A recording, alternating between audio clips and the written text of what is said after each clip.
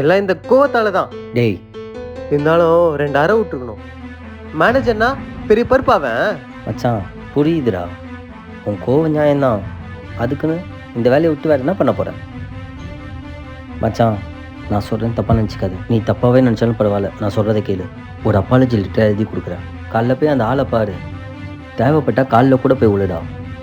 டேய் நான் தப்பே பண்ணல, எப்படா மன்னிப்பு கேட்பேன்? டேய் நீ முன்ன மாதிரி கிடையாது. உன்னை நம்பி ஒரு குடும்பம் இருக்குது, உன்னை நம்பி ஒரு பொண்ணு இருக்கா. யோசிச்சு பாரு.